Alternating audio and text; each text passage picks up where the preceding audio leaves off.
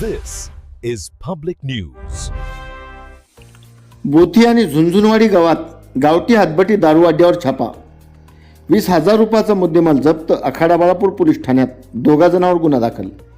कळमनुरी तालुक्यातील Akhada Balapur police station हद्दीतील मौजे बोथी आणि झुंझुनवाडी येथे आज दिनांक 24 जानेवारी रोजी सकाळी 8:30 वाजण्याच्या सुमारास आखाडा बाळापूर पोलिसांनी गावठी हातभट्टी दारू अड्ड्यावर छापा टाकून 20,000 रुपयाचा मुद्देमाल जप्त करून 2 जणांवर कारवाई केली आहे.